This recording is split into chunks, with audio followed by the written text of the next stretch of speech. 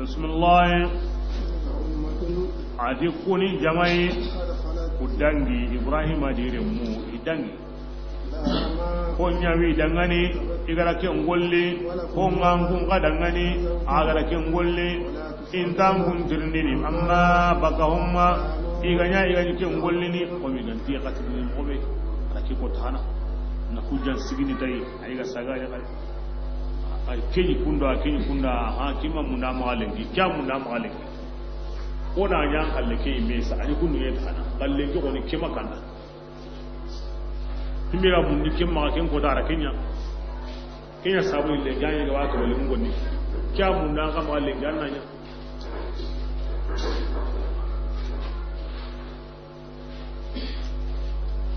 bismillah سيقول واجبي قول متني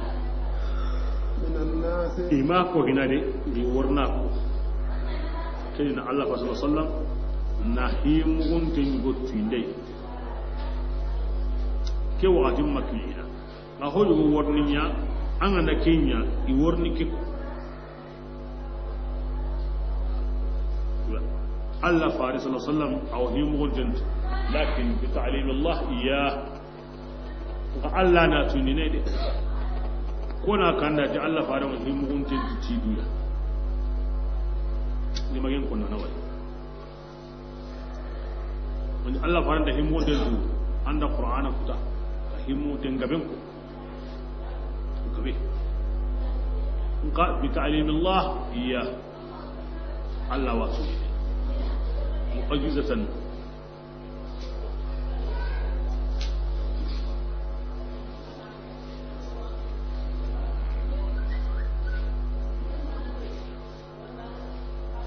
ke halyani kimbakanyille ayanulli kebirenga Qur'ana ak samdon ko di usas sawon wodi ak ba ko dini kena yoy ki aya holo yanka aywa aholo karnega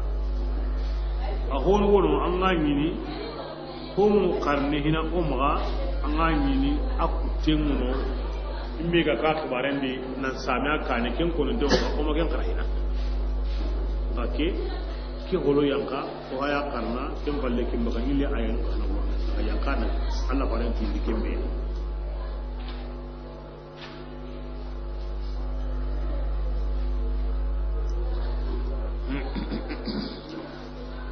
aju subha qawin ni mani qawin ni سربي يتجنب المنافع ويتعلق بالمضار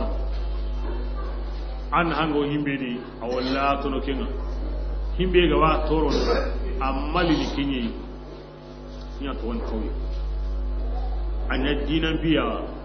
anya dunan biya an hango himbe di awalla to no kenga aturango himbe di amma lili jamu kenga nya to won kawai sukan dadi e kahiri mo kun ma kahiri mo malidemo dinan fibe ya atoranga di an habanin ta kindi kahirin su Allah wa kulli qawi bismillah adi wajibi sirun warnati minan nas gilli sirun wa yahudiyan do illa kafan makka warnati ma wallahum man nafarin ni sirun pallakoy baka i jonkoyranga jonkoyrambe kanu alaiha iganya kamma iganyirni i jonkoyni makka yayi igari madina i jonkoyranyilla manna ke ganya khari kuran gehi ti warni ke go bismillah illa ke ko Allah fara moti ni danga kimba kan na awa an jonkoyno wannan nan bati an Allah da nan jonko yake ganna nan bati an Allah ya da Allah gandati mo be ken da wari anime balle da Allah kabba Allah waye min kandana agara ken kandayen kanu kata kille ya mustaqim ken tere mun dingani an anda ko nyati Allah ya mare ngan Allah dum dinga mo ko me ni dulaton ni waye Allah ga matan na himmiya anga tan na ho yangin na ya tani me Allah du yemu tedi kikida kidi haqiqa ne bismillah وجعلناكم okuda an kunya كذلك kemo oyadi oda ganya jama islamin na ganya jama sugandinte wasatan sugandinte khair al-umur awasat komposre kin ahona an gini ina ga wasatan wasatu indini nagandu nyasrin amma dagaran kara amma to halle mbe gundini dagaran kara da gumbe gundi konsu nagane oda ganya kinga na ganya tuwanunga na ganya gulli sirnyanganunga birenta duragunu maganda Allah kuma sungo kendi ikabo wal mailo Allah fa sallallahu alaihi la tazalu qa'ifatun min ummati zahirin al haqq la yadurruhum man khalafahum hatta yati amrullah wa hum ala dhalika adi aywa jamanta gillinge yumatonundi ibangandenga tun kama sirebe gari sogi an sogi enti toron dunan da gilli kin mogodi ma Allah hinun gari na hinto ko kin mogodi Allah ko musire munyen kama kin wono nani anya ga qur'ana ko ni kin ga ko ni Allah ko musumuno na nyanya ga qur'ana ga kundi sirum ma kundu kinga ko in Allah ko musulmi ko mo Allah ba mu nyen kama igollen ne qur'ana ga himbe ko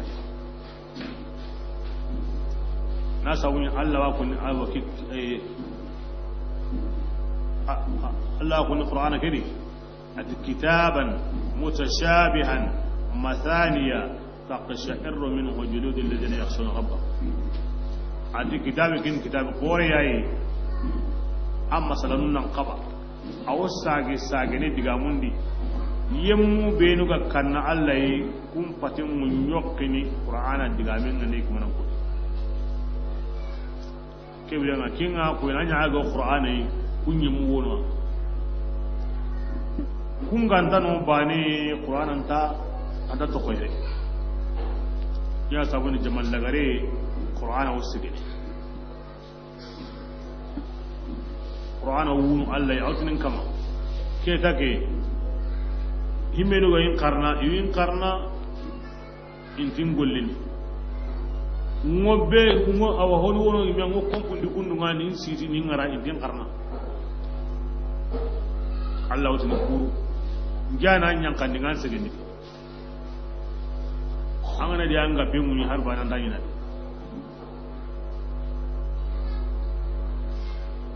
yo ma ko en keda kullinya wala jobe keda ke umure siden ta munyen kam magari himbe golin te qur'ana ya aw sigine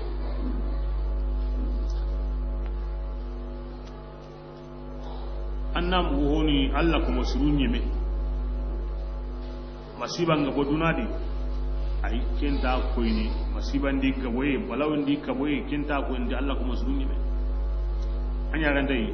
anu nyumun do pe faro kom pasukuma seresu na kun to godunadi masiban kan banyi nyana munyen musrallene aw durutene aw kupene si jamanga kuma suru be ga nay dunar lengi inda anu nyumun bakaw inda ke faro bakaw na kunyi me kiyendi masiban kan banyi nyana na masiban nyaye dunadi kenta ko ni Allah ko musulunta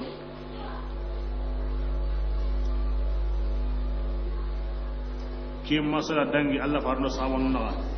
sabanu di Allah farenda anu hulik wa fina salihun Allah fare ken Allah wodu no halakini nasrisun to godi Allah farenti na'am aw yana de idza kathura al khaba'ith ko bure no naga aw yana de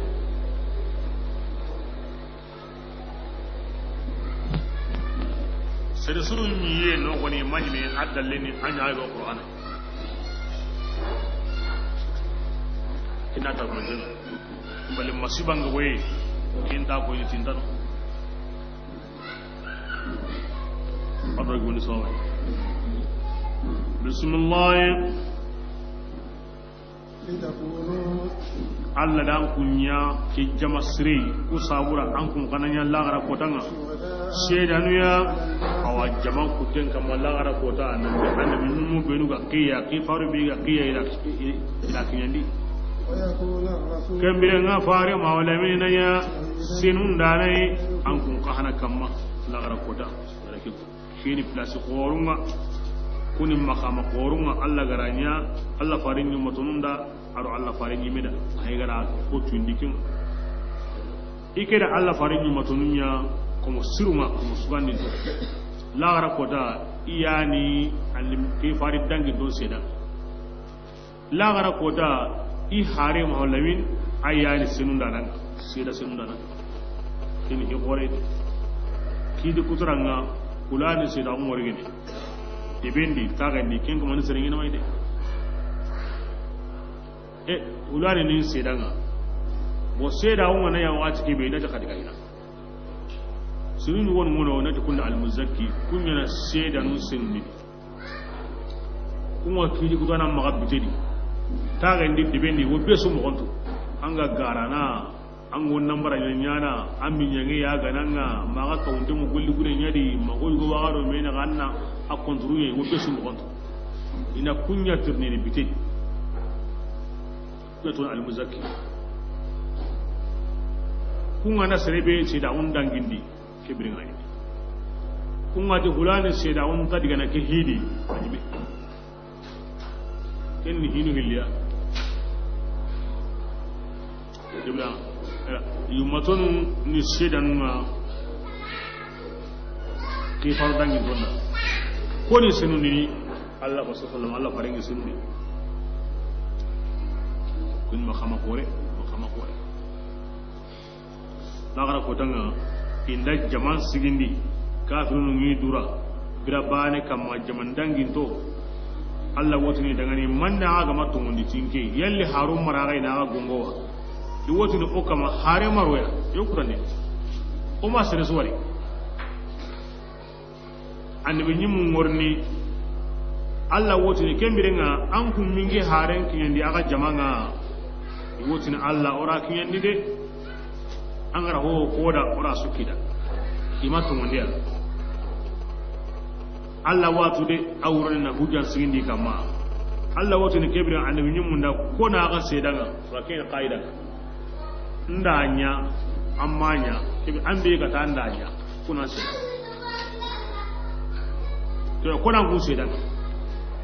wotin Allah